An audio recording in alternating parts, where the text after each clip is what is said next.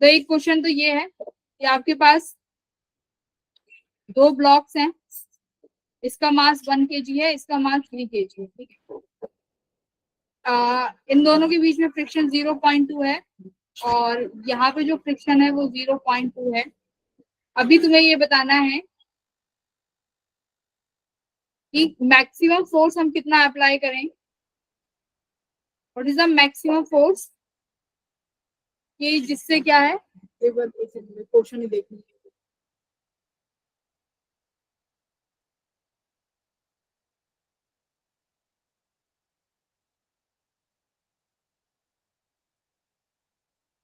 कंचा क्या क्वेश्चन थे कि दोनों मैक्सिमम।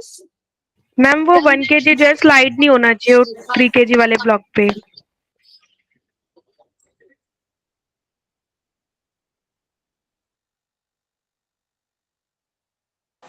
Good evening ma'am. मतलब ये ब्लॉक जो, ये ऊपर वाला जो ब्लॉक है ये स्लाइड नहीं होना चाहिए। ये यस मैम। ए ब्लॉक है, ये स्लाइड नहीं होना चाहिए। तो स्लाइड नहीं होना चाहिए इसका मतलब क्या है, दोनों एक सिस्टम की तरह चलेंगे, है ना। दोनों एक सिस्टम की तरह चलेंगे, यानी दोनों साथ साथ चलेंगे। क्योंकि अगर जैसे ही 3 का एक्सीलरेशन आ जाएगा तुरंत ए वाला जो ब्लॉक है वो स्लाइड करना शुरू कर देगा। तो ये वाला क्वेश्चन कौन बताएगा। Find F maximum so that A do not slide over B.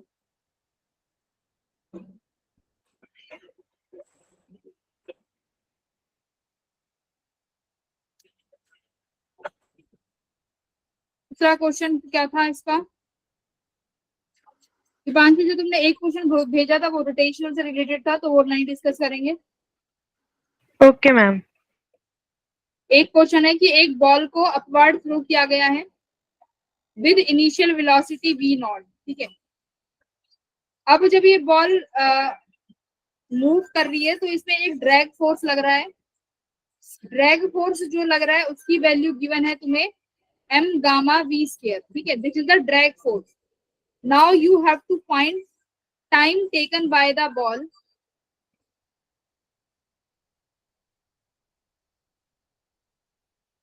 To rise at maximum height.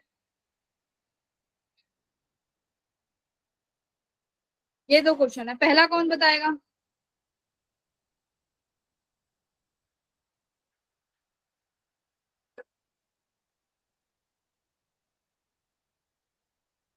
शाश्वत बताएगा पहला, शाश्वत बताओ।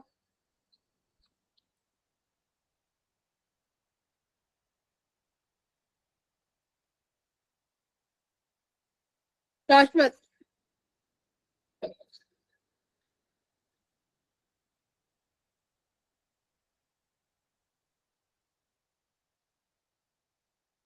मैम वो लेफ्ट हो गया।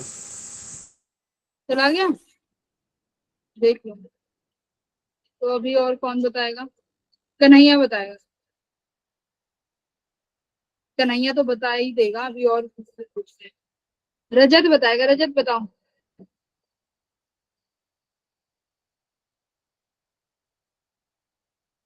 रजत क्वेश्चन नंबर 1, कितना फोर्स लगाएं एफ मैक्सिमम की कितनी मैक्सिमम वैल्यू हो कि ए जो है स्लाइड ना करे। हाँ, मैम ए का मास है 1 ग्राम है। 1 kg है ये, ओके मैम। दोनों केजी है, केजी केजी। करो सभी करो। फर्स्ट क्वेश्चन एफ मैक्सिमम चाहिए।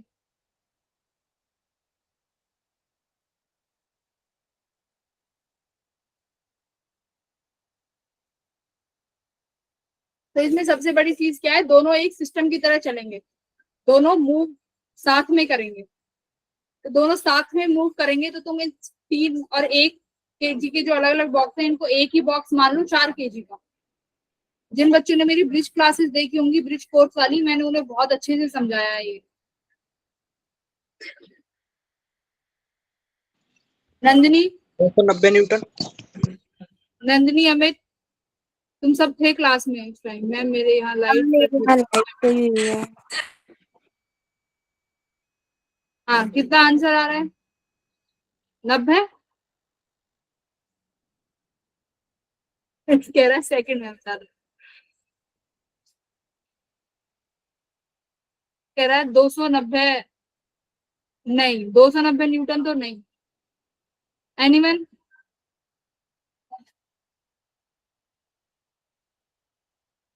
एफ मैक्सिमम कितना लगा? अच्छा एक बार बताओ, कितनी मैक्सिमम एक्सीलरेशन कितनी होनी चाहिए कि दोनों बॉक्स साथ में चले? What could be the maximum acceleration कि दोनों बॉक्स साथ में चले, ये तो बता दो।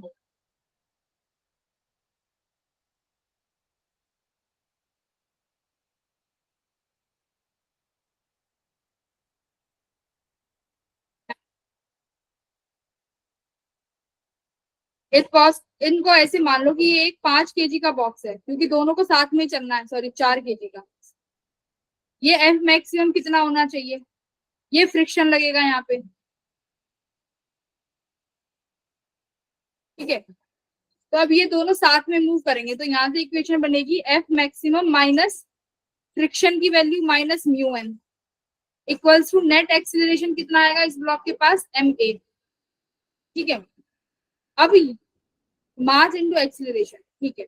अब ये बात है कि ये एक्सीलरेशन की वैल्यू कितनी आए कि हम ये कंडीशन सेटिस्फाई कर सके, ये इक्वेशन ये मेन है। तो ए मैक्सिमम कितना होना चाहिए? What should be the A maximum?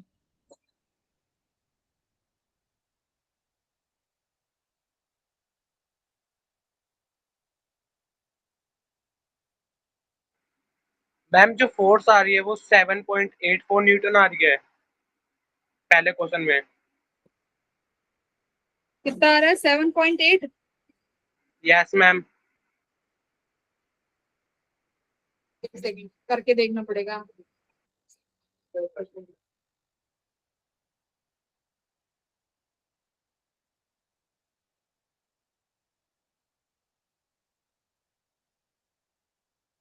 नहीं भाई 18 न्यूटन है फोर्स। ए मैक्सिमम देखो कितना होना चाहिए, कि तुम्हें ये कंडीशन चाहिए, तो मैक्सिमम एक्सीलरेशन कितना होना चाहिए जितने तुम्हारे फ्रिक्शन की वैल्यू है म्यू जी। अगर इतनी एक्सीलरेशन होगी मैक्सिमम, तो तुम्हारा ये बॉक्स जो है दोनों साथ में मूव करेंगे म्यू जी से।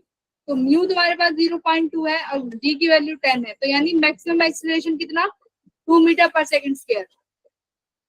तो अगर मैक्सिमम एक्सीलरेशन तुम्हें पता है तो मैक्सिमम फोर्स आराम से निकाल लोगे कि भाई मैक्सिमम एक्सीलरेशन इतने से मूव करेगा, तो मैक्सिमम फोर्स कितना आ जाएगा, वैल्यूज पुट कर दोगे तो यहाँ से तुम्हारा एफ मैक्स कितना आएगा? 18 न्यूटन, क्योंकि एक्सीलरेशन तुम्हें मिल गई है यहाँ पे 2 मीटर पर सेकंड स्क्वायर, ठीक है। Yes ma'am. इस केस में सबसे पहले तुम्हें देखना है कि सिस्टम में मूव कराने के लिए मैक्सिमम एक्सीलरेशन कितनी है। तो इस केस में मैक्सिमम एक्सीलरेशन कितनी आएगी? Mu G.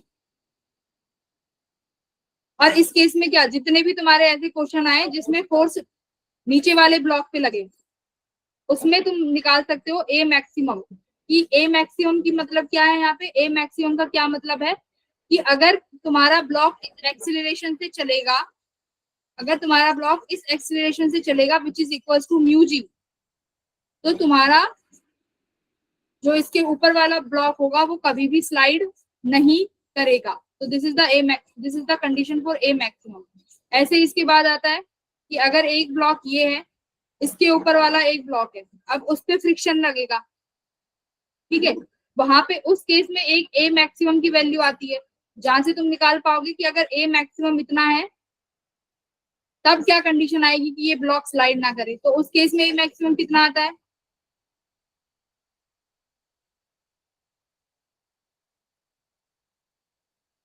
फ्रिक्शन तुम लोगों ने रिवाइज ही नहीं कर रखा भाई।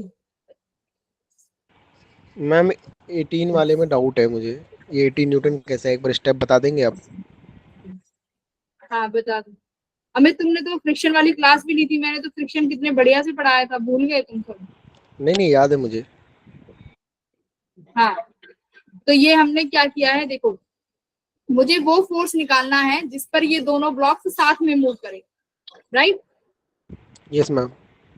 साथ में मूव करना चाहिए, तो साथ में मूव करेंगे। तो मैंने दो ब्लॉक को एक सिस्टम मान लिया, मतलब दोनों ब्लॉक को एक सिस्टम, यानी 4 kg का एक ही ब्लॉक है मेरे पास, ठीक है। तो अब ये यानी कुछ किसी ना किसी एक्सीलरेशन से तो मूव करेगा ये सिस्टम, राइट? तो वो यस मैम। मैक्सिमम एक्सीलरेशन तुम्हें पता होनी चाहिए कि वो मैक्सिमम एक्सीलरेशन कितने से वो ब्लॉक मूव करेगा। तो वो किसके बराबर आएगा, म्यू जी के बराबर। ठीक है। यानी जो फ्रिक्शन की एक्सीलरेशन, जितना फ्रिक्शन का एक्सीलरेशन है वो, यानी म्यू जी, उसकी वजह से तुमने निकाल ली ए मैक्स की वैल्यू 2 मीटर पर सेकेंड स्क्वायर। अब तुम्हारे यस पास मैम। एक इक्वेशन बनी, एक तरफ वो फोर्स जो तुम अप्लाई कर रहे हो ये फ्रिक्शन का फोर्स, नेट फोर्स जिससे सिस्टम मूव करेगा this is equal to M A. तो एफ मैक्सिमम तुम्हें फाइंड करना है, एन की वैल्यू रख सकते हो एम जी, और एक्सीलरेशन की वैल्यू 2 रख दो, तो यहाँ से एफ मैक्स आ जाएगा। ठीक है। F max minus mu, N की वैल्यू कितनी है M G equals to mass into acceleration. तो एफ मैक्स माइनस म्यू की वैल्यू 0.2, मास की वैल्यू 4, ग्रेविटी की वैल्यू 10, मास की वैल्यू यहाँ पे भी 4, एक्सीलरेशन कितना निकाला है 2। 2। एफ मैक्स कितना हो गया, ये 8 हो गया, ये यहाँ पे जाके प्लस 8, 8 कितना हो गया 16 न्यूटन। मैम वही मैं कहूँ 16 आ रहा है, 18 कैसे आ रहा है? सॉरी, तो फोर्स कितना आएगा 16 न्यूटन आ रहा है, एफ मैक्सिमम में 16 न्यूटन।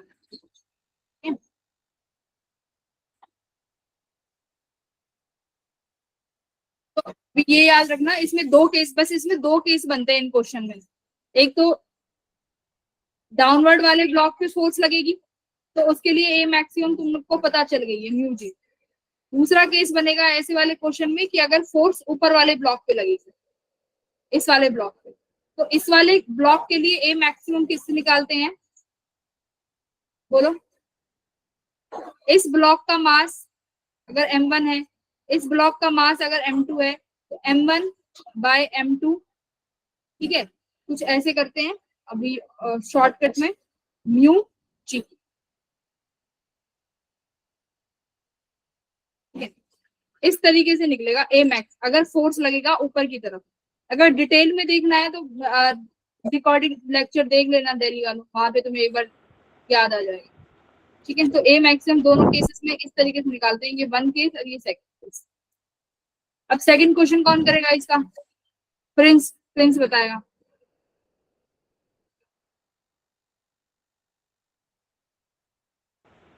मैम आज मैं क्वेश्चन भी कर रहा था, वो भी डिस्कस कर लेंगे आखिरी में। हाँ हाँ, कौन से टॉपिक का है? एनएलएम। ठीक है, प्रिंस ये वाला क्वेश्चन बता। मैम इसमें जेनिथ पॉइंट पे जाना था और जेनिथ पॉइंट में जाके उसका हम एफबीडी बना लेंगे। एफबीडी नहीं, इसमें फोर्स एफडी जो एम गामा वी स्क्वायर और एम जी नीचे लग रहा है और वी नॉट की वेलोसिटी दे रखी है। तो हमने इसमें M A is equal to minus F जो फोर्स नीचे जा रहा है और माइनस में एम जी कर लिया है। तो इसमें हमने एक्सेलरेशन का रिलेशन निकाल लिया है। इसका वेरी आया good, A is equal to, very good, very good. तो देखो एकदम सही बताया, एक बॉल तुमने ऊपर फेंकी थी जिसको वेलोसिटी वी नॉट किया था। अब यहाँ पे तुम्हें ड्रैग फोर्स मिल गया सिस्टम में, एक ड्रैग फोर्स है जिसकी value M gamma we square है। अब बोला है क्या, बताओ टाइम बताओ कि ये मैक्सिमम हाइट पे पहुंच जाए जब।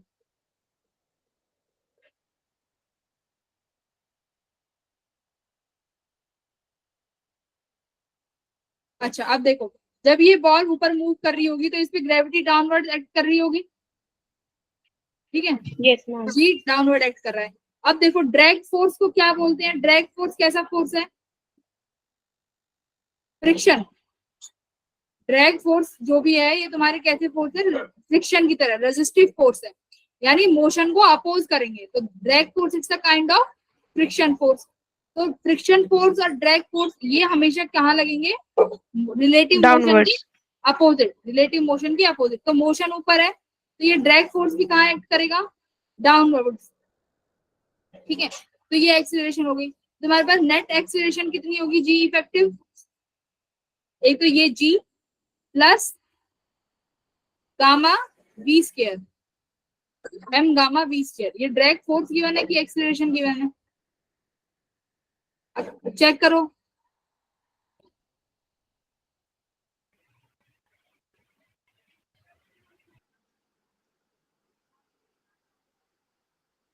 आशिका चेक करके बताओ, तुम्हारा ही क्वेश्चन था ना। क्या मैम? ये जो गिवन है एम गामा वी स्क्वायर, ये एक्सीलरेशन है या फोर्स है? मैम फोर्स है। ठीक है, तो ये फोर्स है या मैम एक हाँ बोलो। मैम इसको मैम है वी नॉट अपॉन जी। क्या कह रहे हो? मैम जो सेकंड प्रॉब्लम है उसका answer V naught upon G आ रहा है। देखते हैं।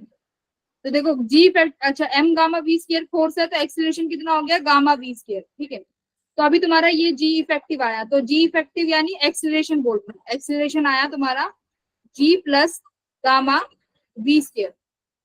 एक्सीलरेशन मैम को क्या लिख सकते एक्सेलरेशन हैं? माइनस में आता है। हाँ डायरेक्शन माइनस है, ठीक है भाई, माइनस लगा लो। एक्सीलरेशन को क्या लिख सकते हो? DV by D T equals to minus G plus gamma we square. अब क्या करना है, देखो ये v की टर्म्स में है तो v वाली टर्म्स को एक साथ कर लो, यानी dv upon v plus gamma we square, और ये हो गया तुम्हारा dt यहाँ पे। अब दोनों को इंटीग्रेट करो। देखो जब टाइम को किस तरीके से इंटीग्रेट करेंगे, जब बॉल इनिशियली 0 से चली और फाइनली किस टाइम पर पहुंच गई, जहां पे उसकी हाइट कहाँ पहुंच गई, मैक्सिमम हाइट पे। मान लो वो मैक्सिमम हाइट पे जब पहुंची उसका टाइम कैपिटल टी था। अब वेलोसिटी, इनिशियल वेलोसिटी कितनी थी? v नॉट, तो यहाँ पे लिमिट्स क्या आ जाएंगी? v not. जब टाइम मैक्सिमम हो गया तो वेलोसिटी कितनी हो जाएगी मैक्सिमम हाइट पे? 0। 0। तो अब तुम क्या करना है, अब तुम्हारा काम बचा है सिर्फ इंटीग्रेशन का। ठीक है, तो v plus gamma we square को इंटीग्रेट करो, और dt तो इंटीग्रेशन करके t आ ही जाएगा। तो मेन काम है इसको इंटीग्रेशन करने का, तो वो तुम अपने आप देख हो पाएगा या नहीं। तो ऐसी क्वेश्चंस में ना एक बार ये ध्यान रखना, यहाँ पे कॉन्सेप्ट का कुछ भी नहीं था, वैसे वो एग्जामिनर देख रहा था कि तुम्हें मैथमेटिक्स आती है या नहीं क्वेश्चन। तो ये सारा तुम्हारा इंटीग्रेशन का पार्ट है, अगर इंटीग्रेशन आता है तो कर ले जाओगे, अदरवाइज नहीं कर पाओगे। ठीक है फ्रेंड्स, हो गया था इसका इंटीग्रेशन? Yes ma'am. तो बस आगे इसका इंटीग्रेशन कर लेना, you will get your answer. तो अभी अब अपने सिलेबस पे आ जाते हैं, जो कि बहुत दिनों से अटका पड़ा है।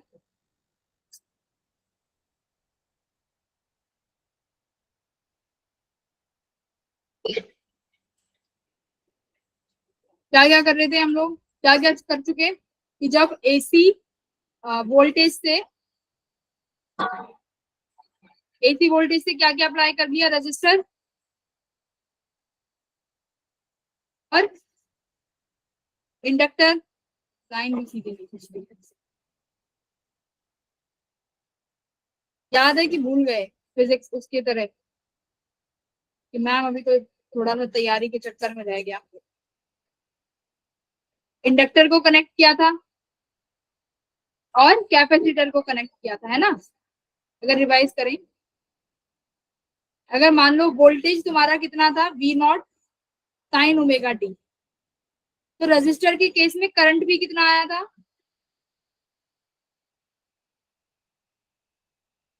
I naught sine omega t. Revise करते हैं, ठीक है, साइन ओमेगा टी। मतलब दोनों के बीच में अगर फेज डिफरेंस की बात करूं तो कितना है भाई? ये वोल्टेज है, ये तुम्हारा रजिस्टर के पास करंट है, तो रजिस्टर में करंट और वोल्टेज के बीच में फेज डिफरेंस कितना है?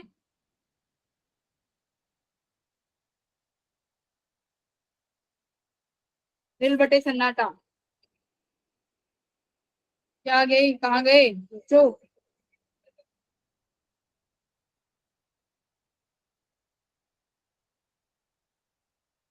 अच्छा हाँ भाई, कोई बात नहीं, बस ये चैप्टर ऐसा है, उसके बाद दोबारा तुम्हारा अच्छा शुरू हो जाएगा ऑप्टिक्स, जिसमें तुम फिर से बैठ के ऐसे कि एक सेकंड के लिए भी आंख झपकी तो पूरा कॉन्सेप्ट गया।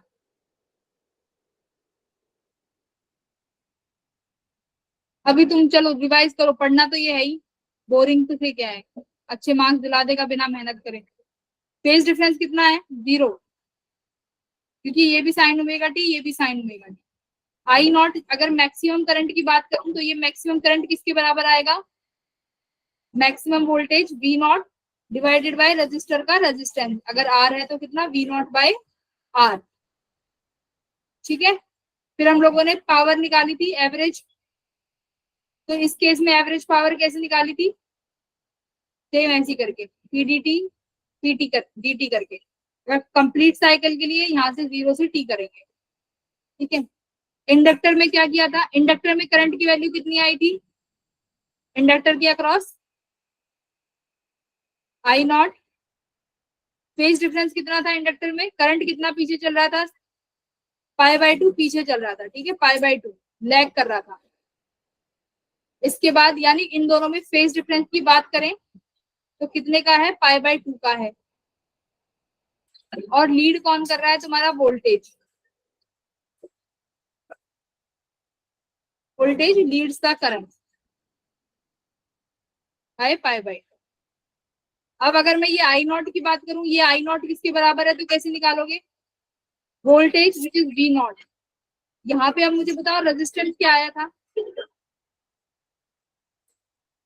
इंडक्टर के केस में रेजिस्टेंस,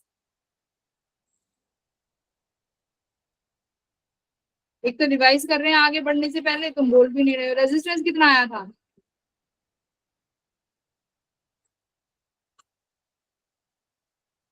तो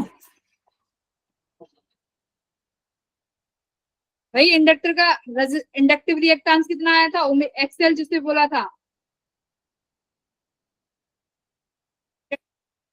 एक्सएल, और वो किसके बराबर था, ओमेगा एल के बराबर। अच्छा, अब डीसी के केस में एक्सएल की वैल्यू कितनी हो जाती है, omega 2 pi nu, frequency into L, frequency कितनी हो जाएगी डीसी के केस में 0, तो डीसी के केस में तुम्हारा इंडक्टेंस कितना आया, यहाँ पे 0 आया, यानी इंडक्टिव रिएक्टेंस, यानी इंडक्टर डीसी के केस में कोई भी रेजिस्टेंस नहीं देगा, कोई रेजिस्टेंस नहीं देगा, यानी डीसी सीधा पास हो जाएगा इंडक्टर से, no resistance will be offered. Capacitor में क्या है, कैपेसिटर में जो तुम्हारा करंट है अक्रॉस द कैपेसिटर, अगर कैपेसिटर को कनेक्ट किया है एसी के साथ,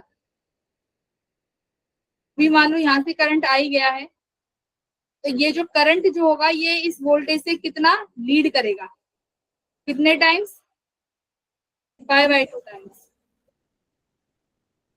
तो यहाँ पे क्या आया, करंट लीड्स द वोल्टेज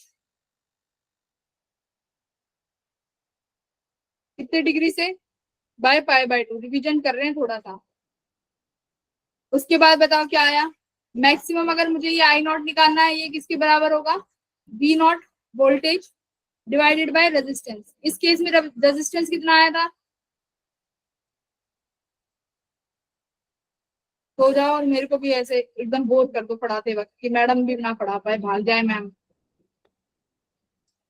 भाई मैं नहीं पढ़ा रही ऐसे जैसे तुम लोग बैठे हो भूत बन के, मैं पढ़ाई नहीं रही, एकदम से ऐसे बैठे हुए हो जैसे पता नहीं मैं कोई अलग ही भाषा में बात कर रही हूँ। नहीं मैम।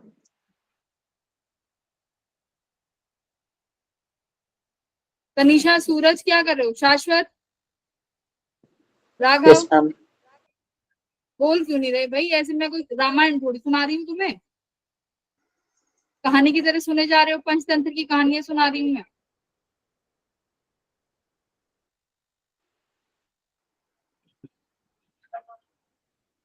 तुम्हें पता है मेरी समझ 1.5 आ घंटे रहा से था, लगातार थोड़ा क्लास, थोड़ा इसीलिए बोला। तीसरी, ये मेरी तीसरी क्लासेस है, 5 घंटे से लगातार क्लास ले रही हूँ और तुम लोग रिस्पॉन्स भी नहीं कर रहे हो, ऐसे बैठे हुए हो कि पता नहीं मैडम कौन सा रामायण कथा सुना रही है। मैम वो टेस्ट ले कर रहे हैं ना, तो ये वाला चैप्टर की रिवीजन नहीं हो पा रही अभी। मुझे भी यही लग रहा है, इसलिए तो मैं तुम्हें यहाँ करा रही हूँ, कम से कम यहीं पढ़ लो, यस मैम। अलग से पढ़ने की, ये चैप्टर में तो तुम अलग से पढ़ोगे तो फिर क्या ही फायदा है, इस चैप्टर का फायदा यही है कि पढ़ने की जरूरत ही नहीं है अलग से, जो यहाँ पढ़ लो वही है ना। तो देखो कैपेसिटर के केस में क्या होगा, अगर मैं तुम्हें रिवाइज कराऊं, कैपेसिटर के केस में करंट जो है π/2 से लीड करेगा, कैपेसिटर के केस में एक भाई अब करंट है तो कम से कम करंट तभी आया है जब तुम्हारे पास इस कैपेसिटर ने कुछ रेजिस्टेंस दिया होगा। तो यहाँ पे उस केस में रेजिस्टेंस की वैल्यू आई है बच्चों XC। कैपेसिटिव रिएक्टेंस बस।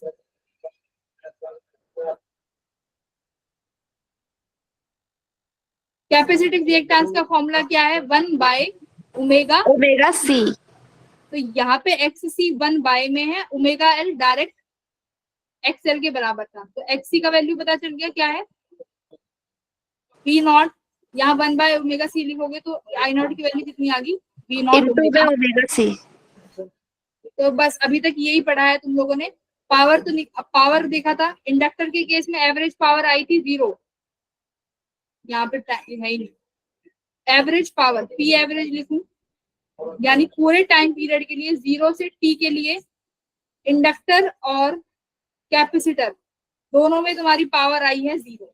बट रजिस्टर के केस में तुम्हें एवरेज पावर 0 देखने के लिए नहीं मिली। ठीक है, अभी तक बस यही पढ़ा है। अब नेक्स्ट स्टेप में क्या करेंगे, RL सर्किट को एक साथ कर देंगे और RC सर्किट को एक साथ कर देंगे। ठीक है, और कुछ नहीं करेंगे। देखो अब बहुत आसान, तुम ही बता दोगे, एक बार ध्यान से सुन लेना। RL सर्किट की मैं बात करती हूँ। कुछ करो, एक सर्किट में मैंने रेजिस्टेंस लगा दिया और इस सर्किट में मैंने इंडक्टर लगा दिया और वोल्टेज से कनेक्ट कर दिया, AC वोल्टेज से। अब देखो AC वोल्टेज है तो कुछ ना कुछ करंट I यहाँ से निकलेगा। मैं ये I मान लेती हूँ I0 साइन ओमेगा T है। अब ये रेजिस्टेंस R है मान लो और इसका इंडक्टेंस है L। ओके, क्या वोल्टेज ड्रॉप होगा रेजिस्टेंस के अक्रॉस? बोलो। होगा। मैं उस मैक्सिमम वोल्टेज को मान लेती हूँ जो रेजिस्टेंस के अक्रॉस ड्रॉप होगी, V0 R। ठीक है, ऐसे ही इंडक्टर के पास एक वोल्टेज ड्रॉप होगी, उसे मैं मान लेती हूँ V0 L। इतना कर सकते हैं, ये मैंने माना है कि भाई रेजिस्टेंस के अक्रॉस भी वोल्टेज ड्रॉप होगी बिल्कुल, और इंडक्टर के अक्रॉस भी होगी। तो मैंने लिख लिया इसका V0 R है, इसका ये V0 L। ओके, अभी एक बात बताओ, रेजिस्टेंस में जब ये करंट I पास करेगा, क्या इस करंट का फेज डिफरेंस कुछ आएगा?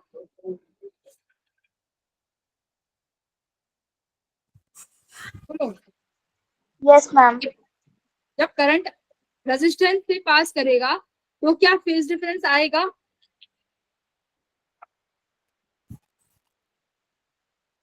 देखो रेजिस्टेंस, देखो रजिस्टर में फेज डिफरेंस कितना है? 0 मैम 0। 0, मतलब कोई फेज डिफरेंस नहीं है। तुम देखो P अगर साइन ओमेगा T है तो करंट भी कितना है? Sign omega T।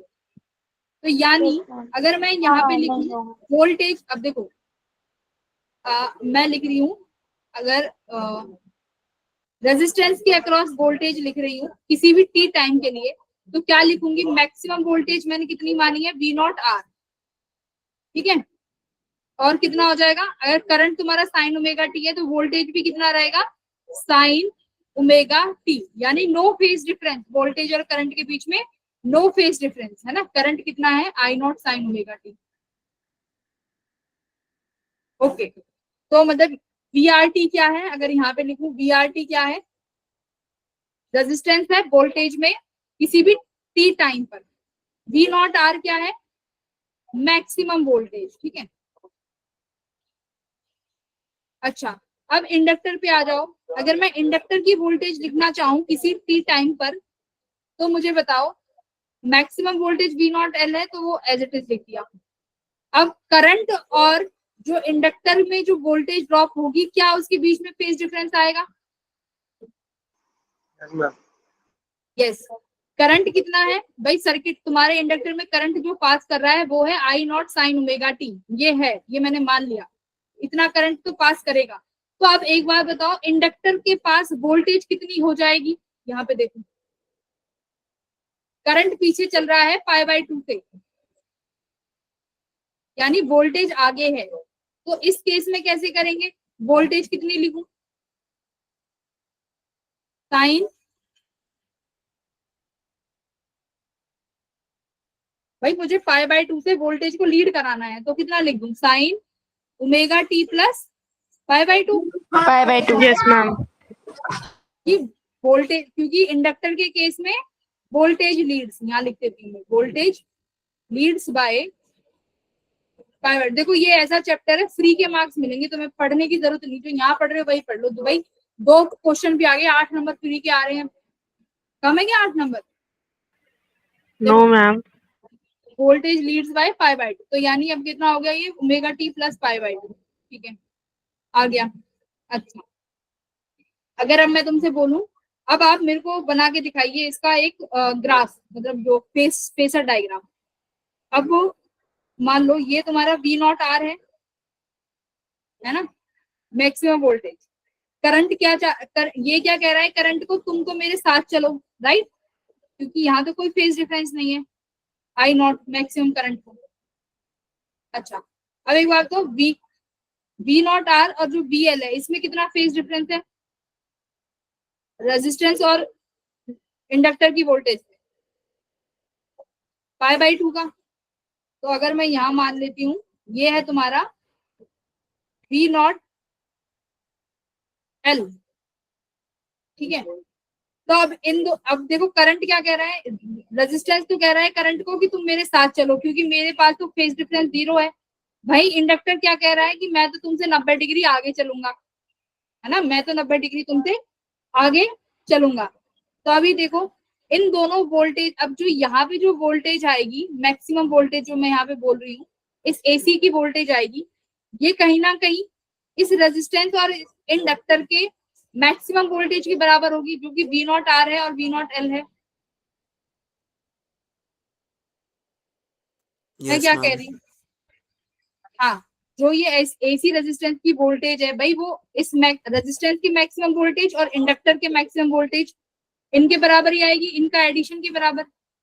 Yes, ma'am. पर क्या यहाँ पे मैं सिंपल एडिशन कर सकती हूँ? सिंपल एडिशन नहीं कर सकती, क्योंकि क्योंकि मान लो ये वोल्टेज, मैक्सिमम वोल्टेज यहाँ पे V0 है, तो ये V0 किसके बराबर होना चाहिए? V0R plus V0L। पर इन दोनों के बीच में फेज डिफरेंस है भाई 90 डिग्री का, इन दोनों V0L और V0R के बीच में तो 90 डिग्री का फेज डिफरेंस है। तो V0 इनका रिजल्टेंट आएगा, है ना, V0 इसका कहीं ना कहीं रिजल्टेंट है। तो हम कैसे, कौन सा मेथड यूज करेंगे बताओ?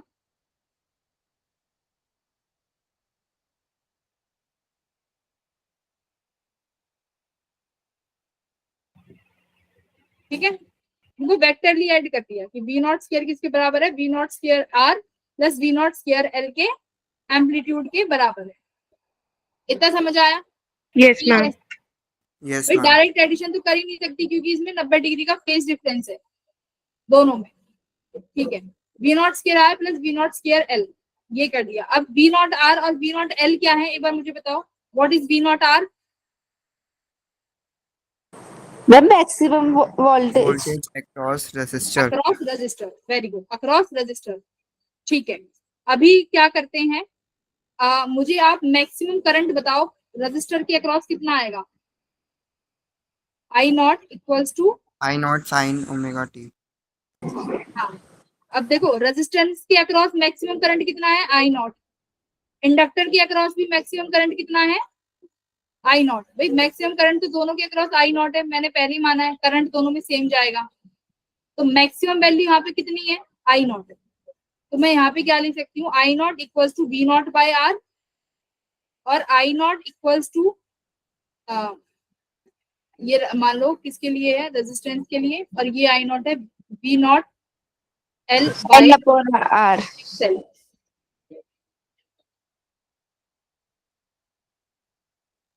यहाँ पे ये किसी को प्रॉब्लम? देखो V0R के अक्रॉस, दोनों के, सुनो मेरी बात, दोनों सीरीज में है, दोनों में मैंने बोला करंट सेम जा रहा है, which is I0 sine omega T. Current same जा रहा है, तो दोनों में जो I0 जो मैक्सिमम वोल्टेज, मैक्सिमम करंट की वैल्यू है, वो भी सेम है। Yes, I0 ma'am. I0, सिर्फ फेज डिफरेंस अलग है, विच इज ओमेगा टी से, है ना। तो अभी मैं क्या करूं, I0 की वैल्यू दोनों में किसके अक्रॉस, यहाँ इस फॉर्मूले में रख सकती हूँ। तो ये formula V0 square equals to, अगर V0 स्क्वायर की वैल्यू कितनी हो जाएगी यहाँ से, I0 स्क्वायर R प्लस यहाँ पे देखो कितना हो जाएगा आई नॉट स्क्वायर एक्सएल। बोलो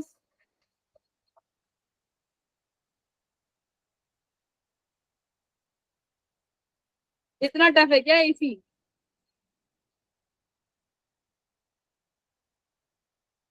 कहाँ कमी आ रही है एक बार दोबारा मुझे बताओ, क्या समझ नहीं आ रहा? कुछ नहीं किया? मैम ये हमने स्क्वायरिंग बोथ साइड किया है ना?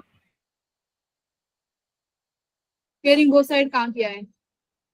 मैम हमने v की वैल्यू उसी इक्वेशन से निकाल के उसमें पुट करी है ना बस।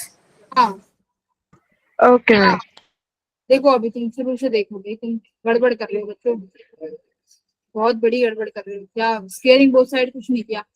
ऐड देखो मैं क्या कह रही हूँ, डीसी में जाओ। डीसी में जब भी किसी के पास वोल्टेज ड्रॉप होता था तो वो दोनों वोल्टेज का ड्रॉप मैक्सिमम किसके बराबर होता था? जो एक्सटर्नल वोल्टेज आती, जो तुम्हारी एक्सटर्नल वोल्टेज कनेक्टेड होती है। देखो मान लो डीसी में आओ एक बार, डीसी में अगर ये रेजिस्टेंस R1 है और ये रेजिस्टेंस R2 है, मान लो इसके पास वोल्टेज ड्रॉप V1 हुआ, इसके पास वोल्टेज ड्रॉप V2 हुआ, मेरे यहाँ पे एक बैटरी कनेक्टेड है, तो मुझे ये बताओ ये V1 V2 किसके बराबर आता था हमेशा? जो यह बैटरी कनेक्टेड है इसी के बराबर आता था ना, V equal Yes, to V1 ma'am. Plus V2। Yes ma'am. तो एसी में भी तो यही किया है। अब मैंने क्या किया, एक इंडक्टर लगा दिया और एक रेजिस्टेंस लगा दिया। यहाँ पे मैंने बोला वोल्टेज कितनी ड्रॉप हुई है, V नॉट आर मैक्सिमम। यहाँ पे वोल्टेज मैक्सिमम ड्रॉप हुई है V नॉट एल। ठीक है, अब दोनों में करंट आई फ्लो कर रहा है, यहाँ पे भी दोनों में करंट आई फ्लो कर रहा है। बस इस आई की वैल्यू कितनी है, I naught sine omega T.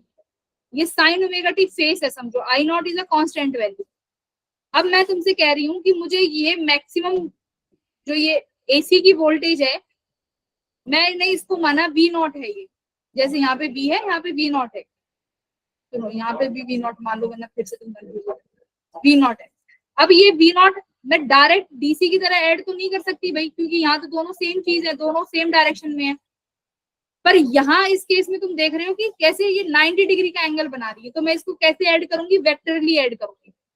Resultant कैसे निकालते हैं, रिजल्टेंट वेक्टर किसी का भी R1 square plus R2 square. a का square plus plus 2R1 R2 cos theta.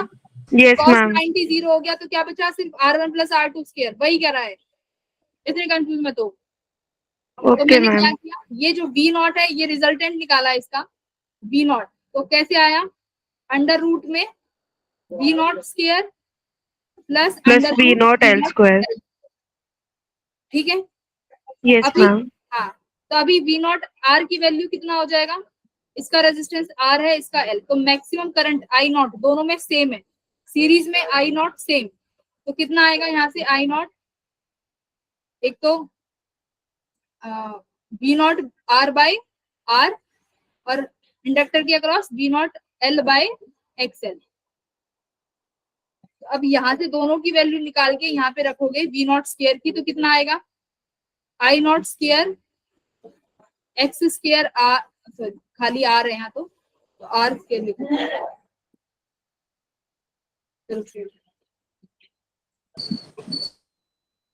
Plus I naught square R square, तो यहाँ से आई नॉट बाहर कॉमन ले लिया, अंदर क्या बचा मेरे पास, R square plus X square L.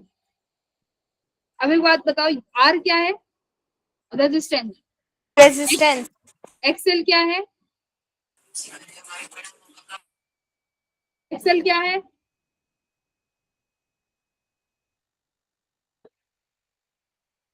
XL क्या है, इंडक्टिव रिएक्टेंस है, तो रेजिस्टेंस ही। एक्सएल की यूनिट भी क्या होती है, ओम होती है। ओम तो दोनों रेजिस्टेंस है, तो मैं इस रेजिस्टेंस को क्या बोलूंगी, इस सर्किट का टोटल रेजिस्टेंस बच्चों कितना आया है, I I plus naught R X square L. R square plus X. तो V naught equals to I naught, इसको क्या मान लेते हैं, R square plus X square को इसको मान लेते हैं बच्चों Z। Z को क्या बोलते हैं, impedance, Z is impedance. Impedance का क्या मतलब है? टोटल रेजिस्टेंस है ये सर्किट का। ये सर्किट का क्या है? Total resistance. अब भाई तुम्हारे पास अगर रेजिस्टेंस होता तुम क्या करते? R1 plus R2 plus R3 parallel में होता तो 1/R1 प्लस 1/R2।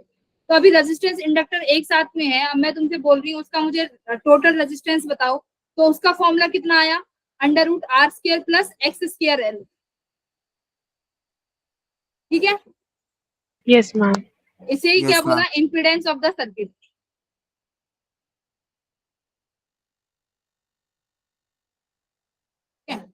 अब V, अब देखो वोल्टेज आ गया, ये आ गया V0 कहीं ना कहीं। अब एक बार इनका डायग्राम देखो, एक बार ये डायग्राम देखो। अब मैं बनाती हूँ। ये V0R को क्या लिखा है देखो यहाँ पे,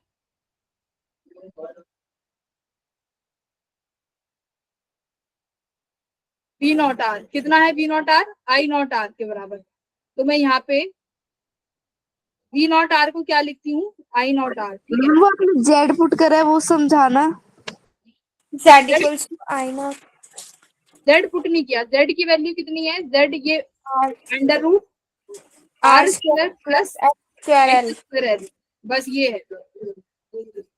ओके ये मैम। मैक्सिमम वोल्टेज कितनी आई तुम्हारे पास? I0 Z। I naught Z अब देखो, अब मैंने ये डायग्राम, ये जो फेसर डायग्राम है इसको ऐसे बना रही हूँ। V0R की जगह I0R लिखा, V0L की जगह क्या लिखूंगी? I0XL। ठीक है, अब देखो, अब एक्चुअली में ये ग्राफ किसका है? एक्सेल और रेजिस्टेंस के बीच में। ठीक है, एक्सेल और रेजिस्टेंस के बीच में। अब मान लो एक्सेल और रेजिस्टेंस के बीच में जो ग्राफ है वो तुम्हें इम्पीडेंस देगा यहाँ कहीं पे। इसका रेजिस्टेंस क्या है? ये इम्पीडेंस है। ये यहाँ से कितने वैल्यू दूर है? 5 वैल्यू okay मान लो। तो 10 5 कितना होगा? अगर तुम्हें आगे जाके जरूरत पड़े, अभी बताऊंगी। 10 5 कितना आया? XL divided by resistance. अब ये एक्स फाई क्या है ये समझो। What is the phi? Resistance current को क्या चाह रहा है? कि मेरे साथ रहे। इंडक्टर क्या चाह रहा है? मैं करंट से 90 डिग्री आगे रहूं। टू आगे रहो। तो करंट क्या 0 से 90 डिग्री के बीच में कहीं पे अपन एक फेज डिफरेंस नहीं बनाएगा? मैं वो 90 डिग्री भी नहीं जाएगा, क्योंकि भाई करंट कह रहा है मेरे साथ आओ। तो कहीं ना कहीं जो करंट की फाई की वैल्यू है वो 0 से 90 के बीच में नहीं आएगी। yes ma'am तो जो ये फाई है ये क्या है? ये वही फेज डिफरेंस है जो RL सर्किट मिलके प्रोड्यूस करेंगे। ठीक है, जो RL सर्किट मिलके जो फेज डिफरेंस प्रोड्यूस करेंगे, क्योंकि रेजिस्टेंस चाहता है फेज डिफरेंस 0, इंडक्टर चाहता है फेज डिफरेंस 90। तो दोनों का समझौता होगा। तो दोनों को समझौता करके वो फेज डिफरेंस कुछ ना कुछ फाई वैल्यू होगा। अब वो फाई अगर तुमसे पूछा जाए कितना होगा, तो तुम कैसे निकालोगे? एक्सेल बाय आर करके। इतना समझ आया? yes ma'am yes ma'am. XL by R करके ये फेज डिफरेंस आया तुम्हारा किसका? इसका करंट का। current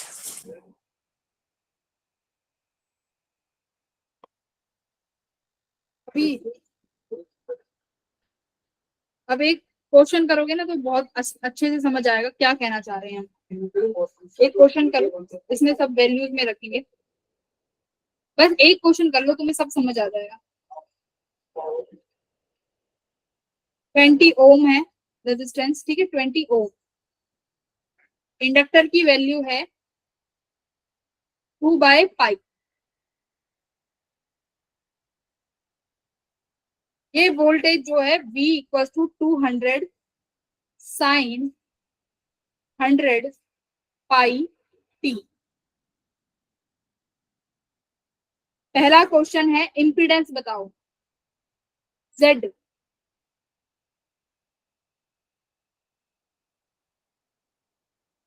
फाइंड इम्पीडेंस क्वेश्चन में, इसका ए पार्ट।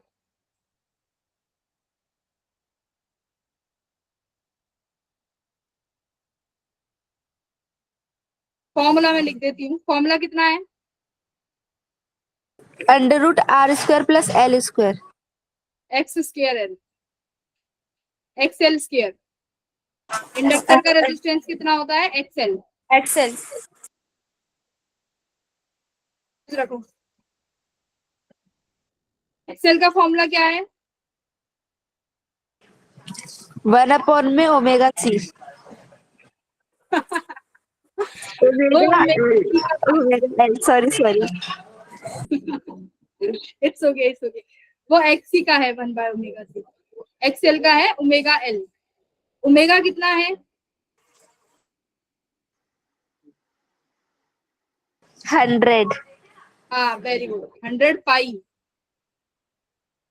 क्या लेते हैं? VM sine omega omega t. तो ओमेगा पूरा कितना आया? 100 पाई। इंडक्टर कितना गिवन है? 2/पाई।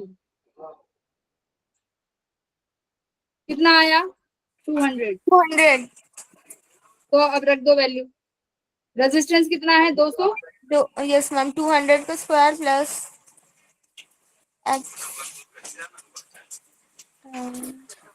तो कितना आ गया impedance?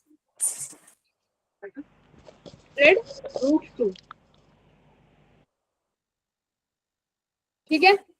Yes yes ma'am. Yes ma'am. अब दूसरा इसका बी पार्ट, पीक करंट बताओ। पीक करंट, घबराना नहीं, पीक करंट का वही फॉर्मूला है V/R। अब पर आर क्या था? सर्किट का टोटल रेजिस्टेंस। यहाँ सर्किट का टोटल रेजिस्टेंस और कितना है? 200। एक सेकेंड। इस सर्किट का टोटल रेजिस्टेंस जिसे इम्पीडेंस कहते हैं। Find P. 200√2। हाँ, तो 200√2। √2। फॉर्मूला देखो वही है। पीक करंट क्या है? V/R। तो इस सर्किट का टोटल रेजिस्टेंस ही इम्पीडेंस है जो तुम निकाल चुके, 200√2। अब पीक करंट की बात हो रही है तो वोल्टेज भी कौन सी लेना चाहोगे? पीक। पीक वाली। पीक वोल्टेज कितनी है? 200। Very good. वीएम किसे कंपेयर करो? यहाँ पे 200। तो 200। तो पीक करंट कितना आ गया? 1/√2।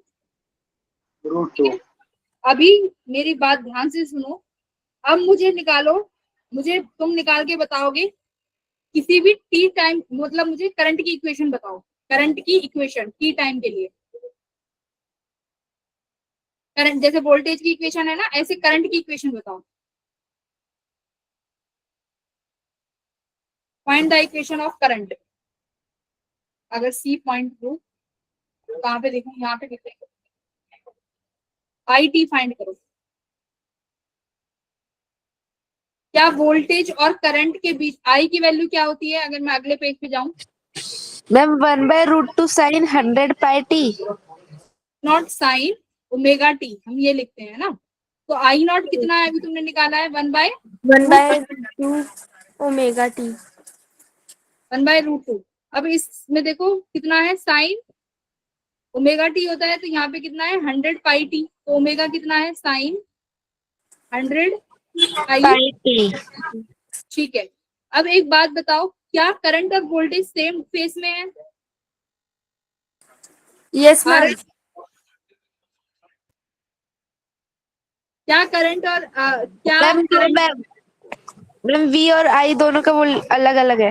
अलग है। रेजिस्टेंस कह रहा है कि भाई मैं, मेरे पास आएगा करंट, एक्सेल कह रहा है कि मैं इससे 90 डिग्री दूर जाऊंगा। तो कहीं बीच में एक समझौता होता है जिसे मैंने बोला था, करंट का फेज डिफरेंस जो आएगा फाई। अच्छा, सॉरी मैम। करंट का फेज डिफरेंस जो आएगा फाई, यानी करंट। अब मुझे बताओ, करंट लैग करेगा या लीड करेगा? मैम आर का तो कोई लेना देना नहीं है। इंडक्टर में कौन लीड करता है?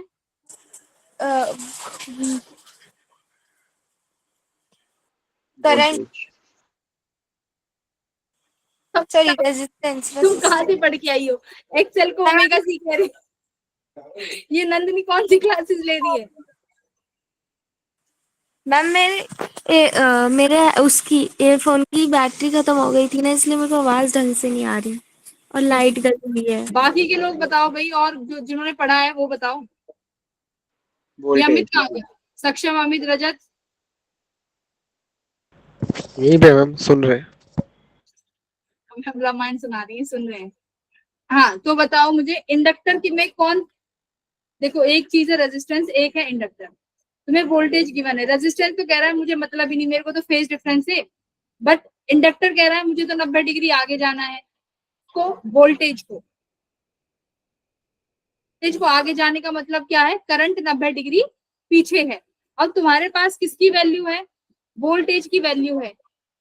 तो करंट अब कितना होगा? इससे पीछे चला जाएगा, पर कितना? -5। -5। मतलब वोल्टेज से, भाई वोल्टेज से 5 पीछे चला गया। आप 5 कैसे निकालोगे? 10 equals to XL by R। यही देखो 5 निकलवाया है मैंने, XL बाय R। ये रहा phase difference, XL by R। तो XL की वैल्यू कितनी निकाली है तुमने? ये रहा 200√2। और रेजिस्टेंस कितना है?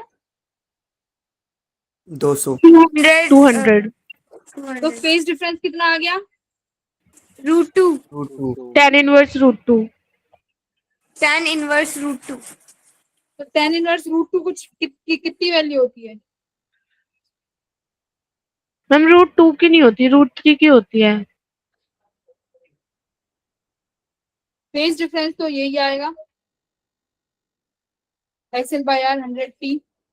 XL की वैल्यू कितनी आई है? 200√2, और ये 200 है, तो 1 बाय XL 200√2। तो ठीक है, फेज डिफरेंस हमारे पास आया 10 इनवर्स √2। पक्का इसकी? हाँ बट √2 की तो कोई वैल्यू नहीं होती, सही बात है। ठीक है, तो हम क्या लिख देंगे फिर 5 में? फिर यही वैल्यू आ जाएगी, 1/√2 साइन 100 ओमेगा टी माइनस ये 5 की वैल्यू 10 इनवर्स √2। मैम यही आंसर है। हाँ ओके। तो बस इतना करना है, बस ये याद रखना है कि, ये याद रखना है कि करंट को तुम्हें हमेशा यहाँ पे नेगेटिव लिखना है। अगर तुमने प्लस लिख दिया तो इसका मतलब है कि करंट जो है तुम्हारे वोल्टेज की, जो वोल्टेज कितना गिवन है तुम्हें, 100 साइन 100 पाई टी, ये प्लस मतलब वोल्टेज करंट लीड कर रहा है 10 से, जो कि गलत हो जाएगा। तो करंट को हमें क्या कराना है? वापस लैग कराना है 5 से। ठीक है, इतना समझ आ गया? बस इतना ही है, और कुछ नहीं है तुम्हारे इसमें। मैम तो यही आंसर छोड़ देना है। हाँ बस इतना ही आंसर छोड़ देना है। जब भाई 5/2 का या तो वैल्यू वो दे तुम्हें कितनी है। ठीक है, जैसे कि इस केस में आएगा, देखो इस केस में वैल्यू आएगी, एक क्वेश्चन है इसमें वैल्यूज तुम्हें मिलेंगी। अब ये तुम ही बताओगे, अब मैं नहीं बताऊंगी फॉर्मूले वगैरह। XC ओमेगा L, मुझे आंसर चाहिए।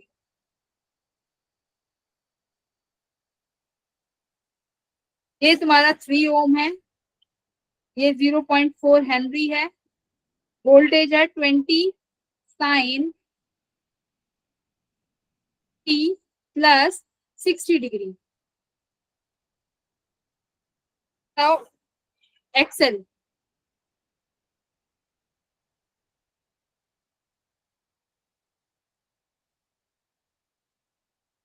कितना है?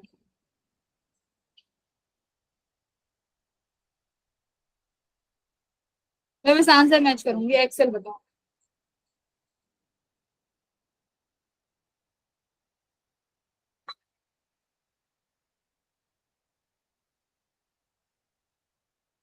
इतनी खामोशी क्यों है भाई?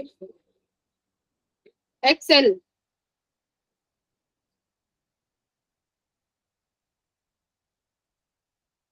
फॉर्मूला बताओ। मैम ये एल का क्या लिखा है? 0.4 के बाद क्या लिखा है? हेनरी है, ये unit Henry. Okay ma'am. Ma'am XL is equal to omega T, और 4 × 10 आ जाएगा, तो 4 आ जाएगा। Very good. Omega L, omega कितना है? 10, इंडक्टर कितना है? 0.4, तो कितना आ गया? 4 ओम।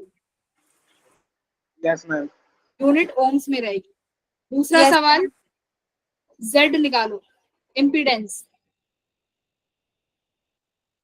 एक्सेल का स्क्वायर नहीं, रूट आर का स्क्वायर। 5 आ गया मैम। Very good. 5 क्या करेंगे, under root R square plus X square XL X square L. तो यानी 3 3 जा 9, 4 4 जा 16, तो यू हैव 5। तो इम्पीडेंस कितना आ गया, 5 ओम। 5 यूनिट देखो मैं ओम बोल रही हूँ, मतलब these are the resistance, okay 5 ma'am. Ohm. तीसरा maximum current, peak current.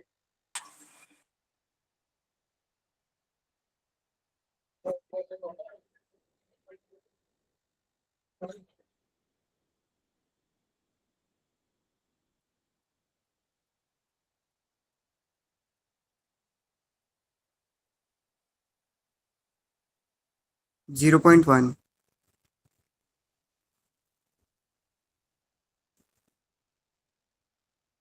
Peak current यानी maximum voltage divided by impedance. Maximum voltage कितना है, 20। 4 हाँ 4 मैक्सिमम वोल्टेज देखो कितना है बच्चों, 20। इम्पीडेंस कितना निकाला है तुमने, 5। 5 तो करंट कितना आ गया, 4 एम्पियर। एम्पियर। चौथा, अब मुझे आप पहले निकाल के बताओगे आई टी की value.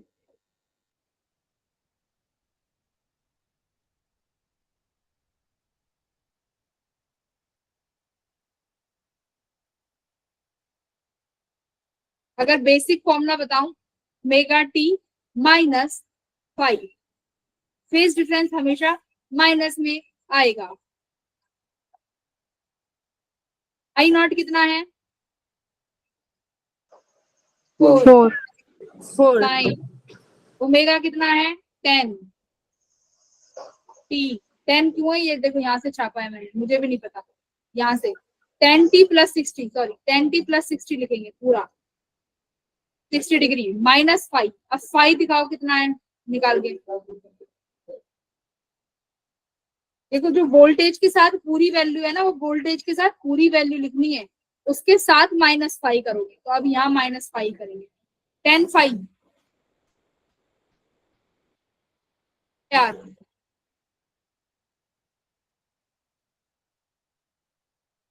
M 10 inverse 4/5। R XL by R है, आर कितना है, आर कितना है रेजिस्टेंस, मैम एक्सेल तो 4 आया था ना। 5 आर 5 रेजिस्टेंस है। कितना है, 5 5 5 हाँ क्या है 5, आर। अंधो ये 5 दिख रहा है तुम्हें, मैम 3। इम्पीडेंस आया है भाई 5 ओम। तो ये रेजिस्टेंस आर, देखो मैम जेड को टोटल जब रेजिस्टेंस मैं नहीं Z बोलते। 4/3 tan इनवर्स। सुनो जब मैं Z की बात करूंगी तो वहां Z ही लिखा जाएगा। Z is the total resistance of circuit, Z is the total resistance of the circuit. R सिर्फ रेजिस्टेंस का रेजिस्टेंस है, रजिस्टर का रेजिस्टेंस, ठीक है। तो ये देखो 5, यस मैम, ठीक है मैम, ओके ओके। ये रहा एक्सएल बाय आर। Z तो इनका रिजल्टेंट आया था, तो एक्सएल बाय आर, आर जो रेजिस्टेंस वाला रेजिस्टेंस है, तो रेजिस्टेंस कितना है 3 और एक्सएल कितना आया है 5। 5 कितना आ गया, 5/3 कौन सी वैल्यू होती है, मैम एक्सेल 4 आया था ना। एक्सएल कितना आया है 4 4 ओम। सॉरी एक्सएल 4 आया है, सॉरी यस एक्सएल 4 आया है।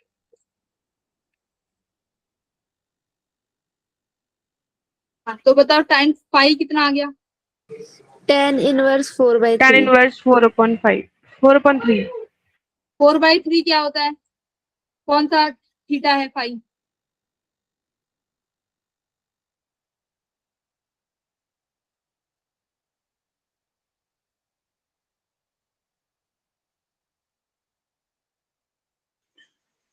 फिफ्टी थ्री का एंगल देखो,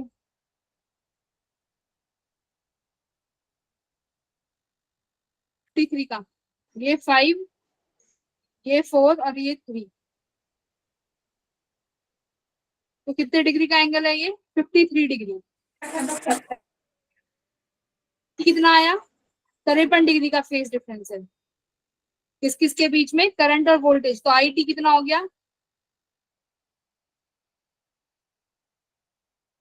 T plus 60 degree minus 53 degree. तो कितना फेज डिफरेंस आया? 4 साइन 10 टी प्लस 7 डिग्री। 7। तो ये है। तो बस तुम्हें ये छोटी छोटी चीजें याद करनी है। टेन फाई कितना है? XL by are. इम्पिडेंस कितना है? दो सर्किट्स हैं तो एक आर का स्क्वायर प्लस एक्सएल का स्क्वायर। बस यही चीजें याद करनी है। अच्छा एक सेकेंड और रुको, एक थोड़ा सा और एक चीज पूछ लेते हैं तुमसे। अब मेरे को ना एक काम करो, एक चीज और बताओ निकाल के। जो ये वोल्ट मैंने क्या बताया था, ये वोल्टेज के पास जो रेजिस्टेंस है, सॉरी इस रेजिस्टेंस के पास जो वोल्टेज है वो मैक्सिमम मैंने वी नॉट आर मानी थी, है ना? क्या मुझे इस वोल्टेज को टाइम में लिख के बता सकती हूँ टाइम के अकॉर्डिंग कैसे चेंज करेगा?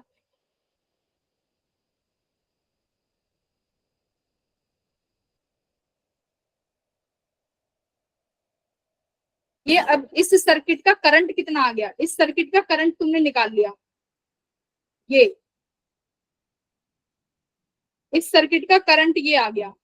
अब मुझे बताओ क्या रेजिस्टेंस में और करंट के बीच में कोई फेज डिफरेंस था?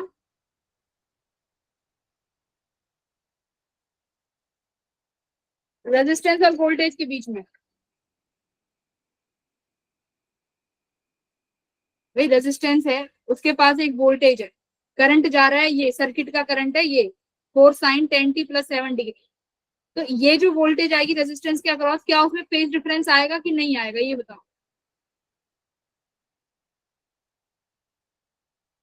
है भाई नहीं आएगा, क्योंकि इंडक्टर रेजिस्टेंस के पास कोई फेज डिफरेंस नहीं होता। तो वी आर टी कितना हो जाएगा? वी नॉट जो भी इसका मैक्सिमम तुम निकालोगे अभी वोल्टेज, और फेज डिफरेंस कैसा रहेगा? जो सेम तुम्हारा करंट का है, 10 T plus 7 degree sine 10 T plus 7 degree. V naught R निकाल सकते हो। V naught R maximum voltage across this resistance. तो आई नॉट कितना आया था? 1/√2। और इस केस में आई कितना आया है? 4, सॉरी आई नॉट कहाँ गया? 4 एम्पियर। तो वी नॉट कितना हो जाएगा अगर यहाँ पे करंट 4 है? 12। भाई करंट कितना है? 4। यस मैम, अगर 12। कितना हो गया? 12। तो 12 साइन 10 टी प्लस 7 डिग्री। बस। तो वो अब तुम्हें सब चीजें क्लियर हो चुकी हैं कि कौन सा फेज डिफरेंस कहाँ है। मतलब जो सर्किट का टोटल करंट है उसका उसमें और रेजिस्टेंस में कोई फेज डिफरेंस नहीं है। बट जो सर्किट की मेन वोल्टेज है, और सर्किट की मेन वोल्टेज कौन सी है? एक वाली 10 टी प्लस 60 डिग्री, ये मेन वोल्टेज है। सर्किट की मेन वोल्टेज और ये रहा सर्किट का मेन करंट, इनके बीच में फेज डिफरेंस जो पाई है वो निकालना है एक्सएल बाय आर करके, है ना? अब करंट आ गया, उस इससे ज्यादा क्या ही पूछ लेगा? ये पूछ लेगा कि वोल्टेज के पास जो रेजिस्टेंस है वो बताओ। तो वो तुम बता दोगे 12 साइन टी प्लस 7 डिग्री।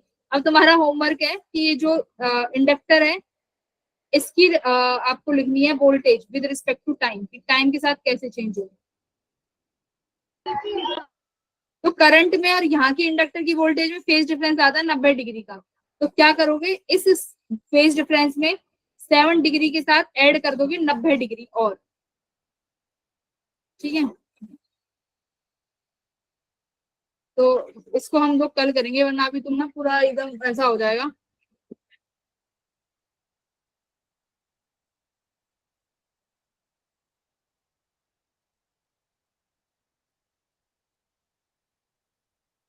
ठीक है, तो अगली क्लास में देखेंगे। Okay ma'am. Thank you ma'am. तुम्हारे तो एकदम ऊपर से ही जा रहा है ये टॉपिक, मुझे तो यही लग रहा है। Bye bye. Good night. Ma'am